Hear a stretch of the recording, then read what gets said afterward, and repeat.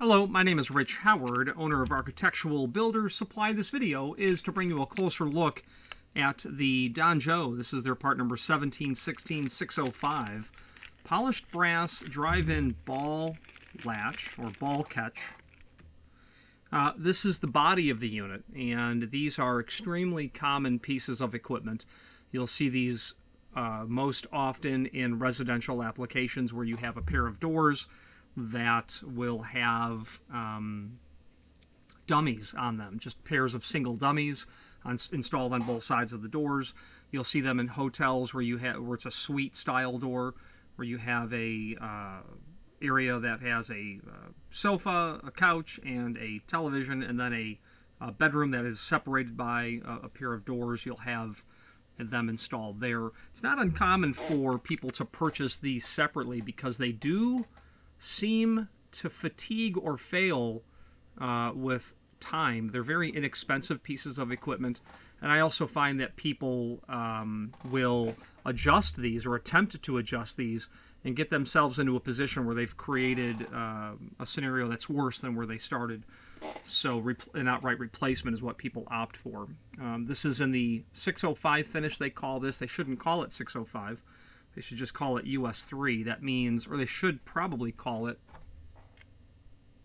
I would call it US 3.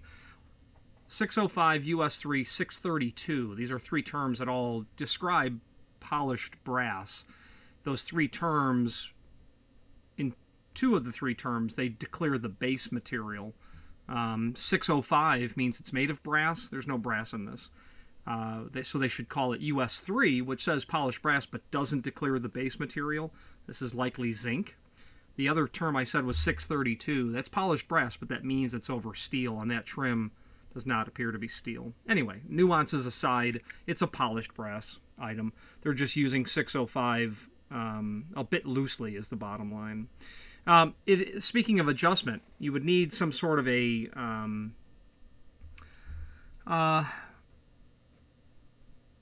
well, there is a name for a tool that's a wrench that has two prongs like that I can't think of.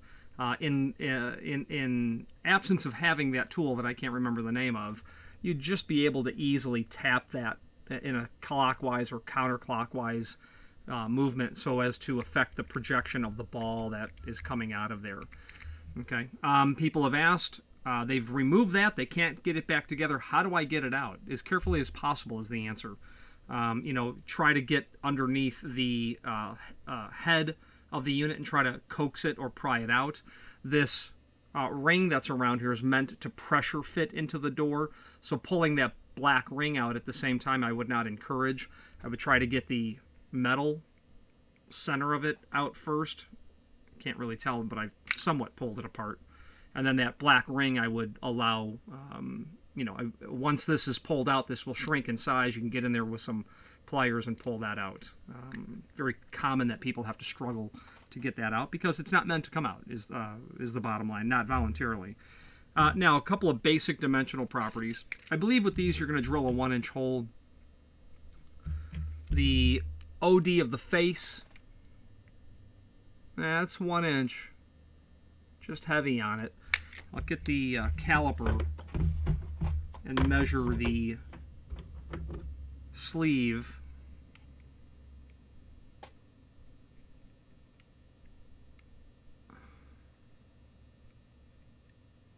Yeah, it's just shy on 1 inch.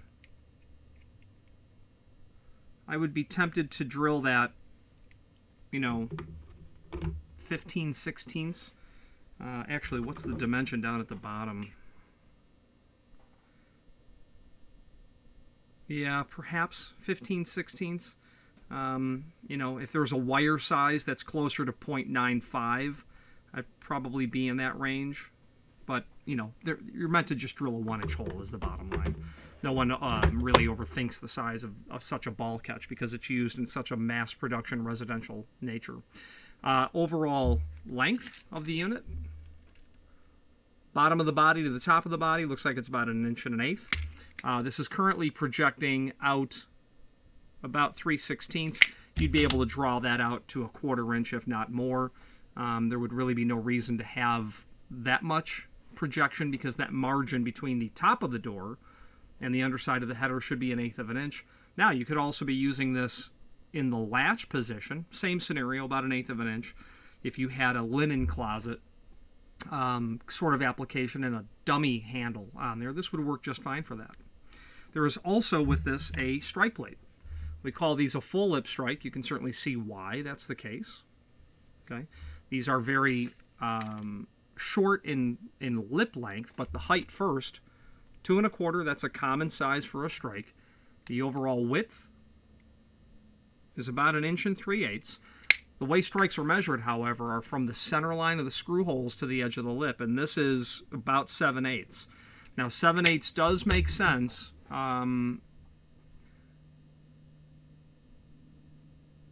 When you have an application where when the door comes to close, there won't be any trim encroaching into the path of the projecting ball from the ball catch that it would mark or make contact with.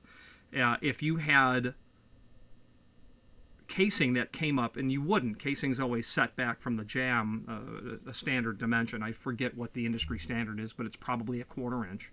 If that was held up tight, that ball would probably touch that casing first. The way to mitigate that is to have a greater lip length, and Don Joe does make these strikes, these dimpled strikes with greater lip lengths. They can accommodate. And you might need that. I actually just sold a 4-inch lip length dimpled strike yesterday, in fact. Very unusual application. So be mindful. This is 7/8 from the center line, and you might want to look at that before ordering this to confirm that lip length is accurate and will work, or it will not. But it should bring you right to the outside edge of your jamb. In fact, quite close to it is what that would probably do. A couple of screws are included. Okay. Let's now switch to the screen view where we can take a closer look at the supporting information. If you are enjoying this video, please click thumbs up or like, and also please consider subscribing to our channel. Let's move on to the rest of the video. Here is the item that we are looking at. 1716. Let's take a look at the other finishes that are available.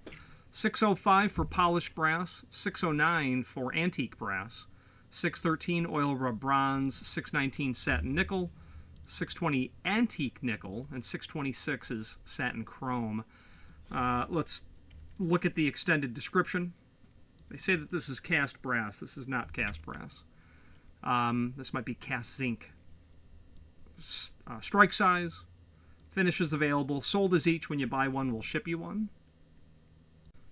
Before we get into the extended description, let's look at the photographs that we have of the item as seen here. There's the item in its packaging,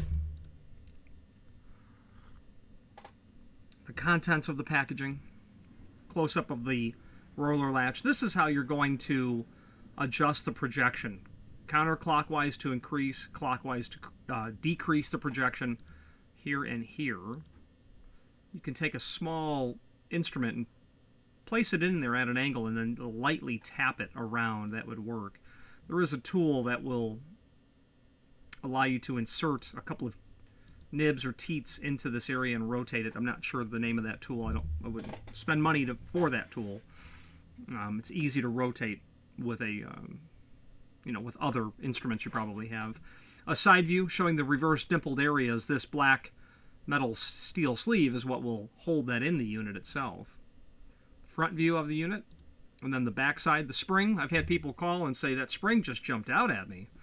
Well, it will if you if you rotate that counterclockwise to the point, the ball will come out and the spring will be there as well.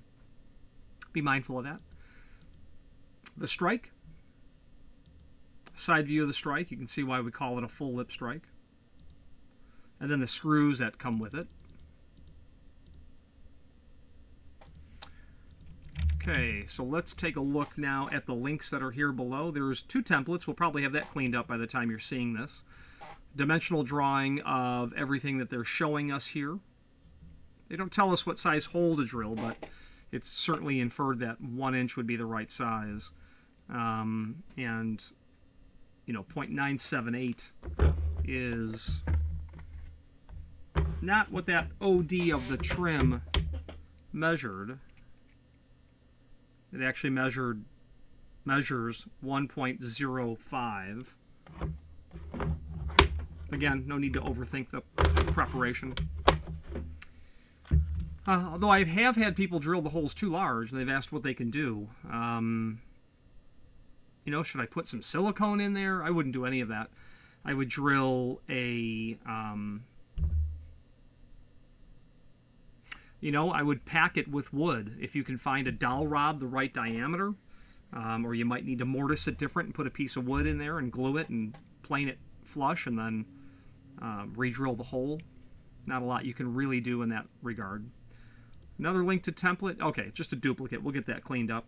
Then there's a link to the product catalog that's here. This will allow us to review all of the bolts and latches from Danjo. That is this picture here. This is my hometown. That's what's called the Riverwalk right there. I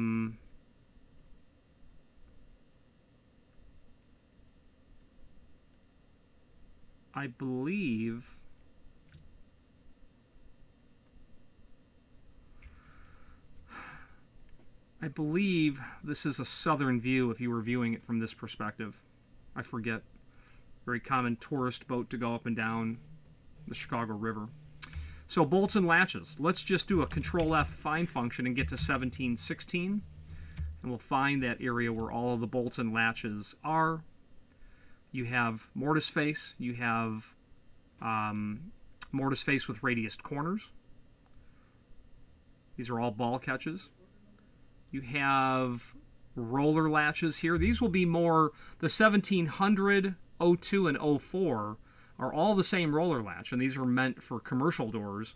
The only difference is the strike between these three items. This would be residential in nature, but a very common type of unit. You'll see this design from other people. I doubt Danjo invented this, but they have copied it. No problem. Lots of people have this design. The rest of the catalog will allow you to review all of the bolts and latches, and I would suggest a review of this. You've got flush bolts, manual for metal doors, manual for wood. You've got an automatic flush bolt for steel doors, automatic for wood, residential manual flush bolts. These are for aluminum. Aluminum doors, you've got a 1550 and a 1551. They have a dimension here called offset. That's what differentiates them. It's not clear what the offset means. The face of this mounting post and the face of the flush bolt itself, that's the offset. So if you're looking to purchase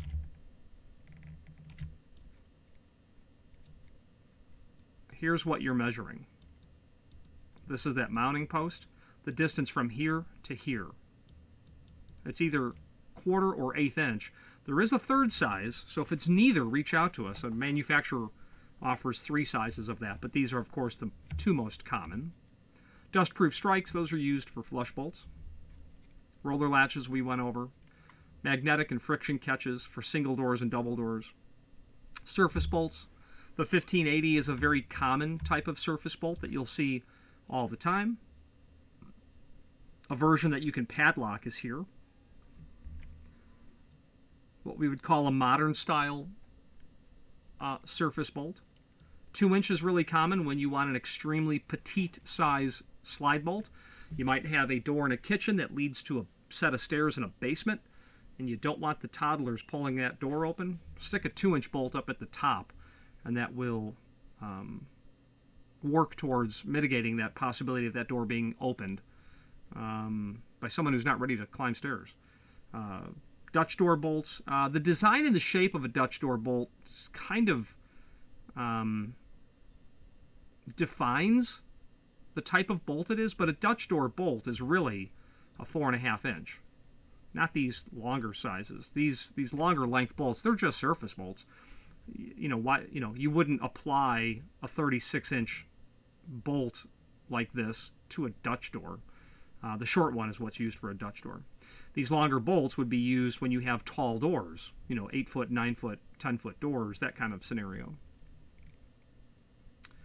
And that exhausts that catalog. Speaking of catalog, there's a link below this video here to the manufacturer's page where you can pull up not only all of the Danjo products that we sell by means of this horizontal navigation as seen here, but also a link to the manufacturer's website, as well as a link to the full product catalog, but then that full product catalog broken down into several subsections.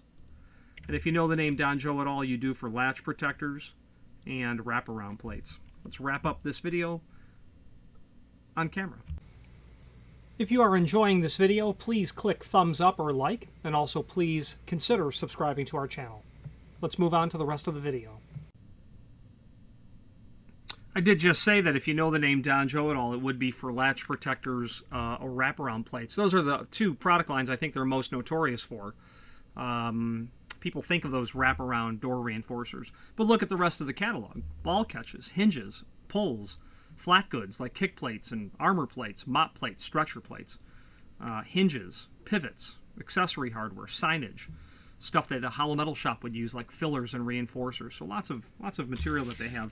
Good quality company over at Danjo. Good quality people that work there. Simple, straightforward, no nonsense. They keep it. They do. When I say simple, they keep it simple. If you have any questions on the 1716 in a 605 ball catch or any other Danjo product, please feel free to reach out to us. And thank you. Again, thank you for watching, and if you've enjoyed this video, please click thumbs up, please subscribe, and maybe even send the video to someone that you know. Thank you.